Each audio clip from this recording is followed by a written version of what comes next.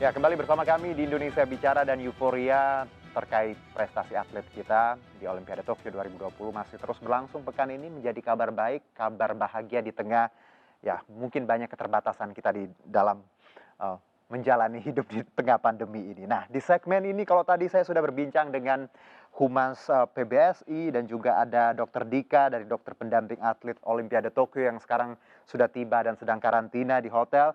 Dan selanjutnya kita akan tersambung melalui Zoom call, ini luar biasa, spesial sekali ada Bapak Menpora kita, Pak Zainuddin Amali. Assalamualaikum Pak Zainuddin. Waalaikumsalam Iya, warahmatullahi wabarakatuh. salam sehat Pak. Salam sehat, salam Iya, bugar, salam sebelumnya olahraga. saya mengucapkan selamat untuk kita semua, untuk Menpora juga dan PBSI, cabur-cabur lainnya atas prestasi ini. Tentunya kita bangga sekali dan saya kemarin sempat dengar pidato Bapak di bandara ketika menyambut bahwa kita langsung tancap gas karena 2024 Prancis sudah menunggu ya Pak ya. Iya betul. Seperti apa Pak itu? Ya, Nah, kita sekarang sudah menetapkan bahwa Olimpiade itu menjadi sasaran utama kita. Oke. Karena Olimpiade itu adalah tempat tertinggi untuk perhelatan pertandingan olahraga dunia. Baik. Nah, selama ini kita belum menempatkan itu, masih kadang kita menyamakan SEA Games sama dengan Olimpiade, capaian Asian Games. Nah, sekarang kita robah, kita mendesain ulang atas arahan Bapak Presiden bahwa yang kita harus tuju itu adalah Olimpiade. Asian Games dan SEA Games hanya sasaran antara saja. Oleh karena itu, maka di depan kita apa? Di depan kita adalah Olimpiade Paris 2024. Betul. Harus segera mempersiapkan dan kita berharap bahwa basis perolehan medali atau prestasi kita bisa lebih meluas lagi, tidak hanya di bulu tangkis dan angkat besi, tetapi cabang-cabang lainnya. Nah, itulah kami membuat Grand Design Olahraga Nasional dan di situ kita sudah tentukan mana cabang-cabang olahraga yang cocok dengan fisik orang Indonesia, yakni yang mengandalkan teknik dan akurasi, sehingga kita gampang mengukurnya. Bagaimana itu? Tentu kita harus mencari talenta dari daerah, kemudian kita bawa sampai ke tingkat nasional, dan secara berjenjang, terstruktur, serta harus masif ini dilakukan. Nggak bisa hanya sekedar kita yang penting sudah dapat satu itu terus. Itu tidak bisa lagi. Cara kita membina harus kita robah. Kita harus review. Jadi Grand Design ini tadi adalah rencana jangka panjang dan kita lihat bagaimana nanti tidak hanya badminton atau bulu tangkis dan angkat besi, namun juga ada cabang-cabang lainnya Pak ya. Nah, kalau yang Bapak sebutkan tadi, kira-kira cabang apa lagi yang Indonesia kita ini punya potensi untuk bisa berbicara di Olimpiade? Ya, untuk yang terdekat dulu Olimpiade Paris, itu selain bulu tangkis dan angkat besi, kita punya panjat tebing. Karena itu dipertandingkan, yang karena kita punya juara dunianya. Juara dunia panjat tebing itu kita punya, maka itu yang akan kita dorong. Kemudian panahan akan kita kuatkan. Kemudian juga menembak. Menembak nih, atlet menembak kita ini atlet masih sangat muda, sangat junior. Tinggal diberi kesempatan saja dia untuk bertanding di level internasional. Secara mental dia kuat.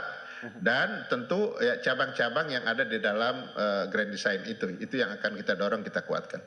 Luar biasa. Semoga plan ini jalan dan kita tadi ya Pak punya banyak sekali atlet yang punya prestasi. Karena kalau bicara regenerasi sebenarnya kita punya banyak sekali atlet-atlet baru yang mungkin tadi seperti Pak sebutkan bahwa butuh panggung yang lebih sering untuk tampil lagi di internasional ya Pak Amaludin ya. Ya betul. Jadi Olimpiade ini berbeda dengan event-event yang lainnya. Tekanannya lebih besar, tekanannya lebih berat. Maka selain fisik, kemudian kemampuan kemampuan strategi, kemampuan teknik, mental. Kita lihat banyak unggulan-unggulan yang bertumbangan di awal-awal. Karena apa? Ya karena pengaruh tekanan yang sangat luar biasa itu. Itu yang membuat kita harus benahi semuanya itu. Saya setuju, mental itu juga sangat diperlukan. Karena bicara Olimpiade, levelnya dunia ya Pak, bukan Asia Tenggara atau Asian atau Asia seperti itu. Jadi level tertinggi untuk kompetisi olahraga sendiri. Nah Pak, kalau kita bicara ya dengan prestasi Grecia dan juga Apri dan juga Eko dan teman-teman lain yang mendapat medali, ini semoga banyak menjadi inspirasi anak muda untuk semakin punya kemauan. Kalau ya cita-cita jadi atlet, it's really okay ya Pak ya, karena kita pengen banyak sekali anak-anak muda punya tadi termotivasi. Nah kalau Pak Zainuddin sendiri, pesannya untuk anak-anak muda yang mungkin punya keinginan, ya apalagi mereka yang masih muda, harus seperti apa untuk bisa nantinya mengharumkan nama bangsa dan ya, bergabung di pelatnas atau seperti apa Pak pesannya? Iya, kepada seluruh anak-anak muda, terutama mereka yang di dalam usia-usia talenta, yakni yang sekarang ini di SMP, SMU, saya kira olahraga menjadi salah satu pilihan untuk karir ke depan. Ini akan semakin baik karena pemerintah menyiapkan satu grand design termasuk bagaimana mereka purna prestasi. Oleh karena itu jangan menghindar. Kalau memang Anda berminat untuk jadi atlet, jangan terlalu banyak hal yang dipikirkan bagaimana masa depan, bagaimana ini. Kami akan juga menyiapkan itu, termasuk sekolahnya mereka. Saya sudah berkomunikasi dengan Menteri Pendidikan dan Kebudayaan untuk menyiapkan kurikulum khusus untuk para atlet, supaya mereka secara akademik tidak tertinggal, tetapi prestasinya tetap ada. Dan juga untuk masa depannya, saya sudah bicara dengan beberapa kementerian. Seperti contoh sekarang, hasil dari Asian Games bagi atlet-atlet yang berprestasi itu ada kira-kira sekitar 300-an ya, yang menjadi PNS. Bagi mereka yang mau jadi PNS itu ada di tempat kami, sehingga masa depannya terjamin. Nah, oleh karena itu kita atau saya berharap terhadap anak-anak muda, Anda geluti cabang olahraga yang Anda sukai. Mudah-mudahan Anda tekun dan akan berprestasi di situ, dan itu akan menjadi masa depan Anda. Jadi jangan takut untuk punya cita-cita atlet ya Pak ya, punya mimpi, tapi harus kerja keras di situ ya Pak ya. Iya betul. Pak Zainuddin, kalau bicara juga mengenai kembali kita ke Olimpiade Tokyo ya, ada 1 emas, 1 perak, 3 perunggu. Evaluasinya Pak, apakah ini hasil yang cukup paling tidak tradisi emas terus kita jaga ya Pak. Kalau dari Menpora sendiri, dari pemerintah, apa evaluasi ya untuk Tokyo 2020 ini? Ya, secara umum kalau kita memakai ukuran capaian medali, apa yang sudah kita hasilkan ini sudah sesuai dengan bahkan melampaui sedikit dari apa yang kita hasilkan waktu di Rio de Janeiro tahun 2016. Tapi dengan adanya grand design, kita merubah cara kita untuk menetapkan target. Karena ini Olimpiade, maka kita targetkan perubahan atau perbaikan ranking. Nah tentu sekarang ini karena kita masih di awal-awal, yang pertama harus merubah paradigma kita, melihat Olimpiade sebagai tujuan utama, dan peringkat-peringkat itu juga harus ditopang atau didorong oleh cabang-cabang yang lainnya. Sekarang memang kita masih bertumpu di bulu tangkis dan angkat besi.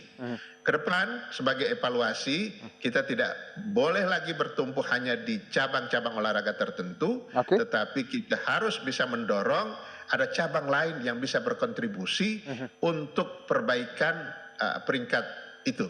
Jadi itu yang menjadi evaluasi sementara, tetapi secara keseluruhan nanti setelah mereka karantina, kita akan duduk dengan para pelatih, dengan pimpinan cabur, kemudian dengan NOC, karena Pak Ketua Umum masih ada di Jepang sekarang dengan CDM.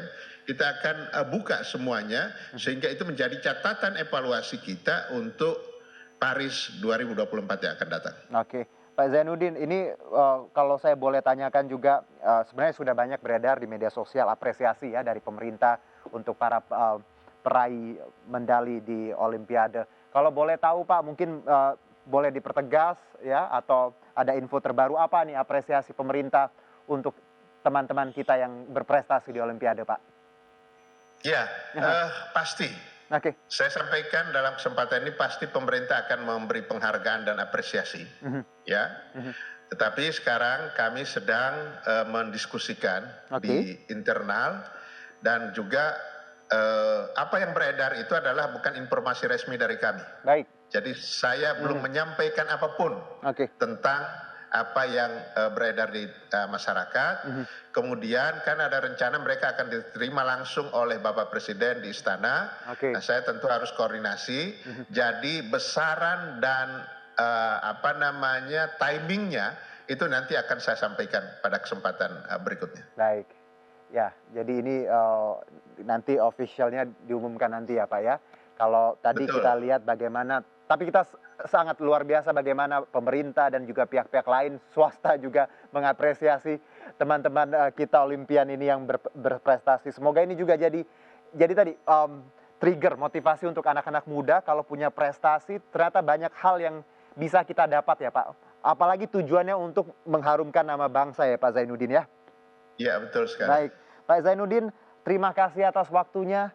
Dan sekali lagi kita semua berbahagia, bangga. Ini jadi paling tidak kabar bahagia di tengah pandemi untuk Ibu Pertiwi. Pak Zainuddin, terima kasih, sehat-sehat. Insya Allah ketemu lagi kita ngobrol, Pak. Sehat selalu, terima kasih. Terima kasih, Pak. Demikianlah segmen ini di Indonesia Bicara. Kita akan kembali setelah jeda berikut. Tetap bersama kami.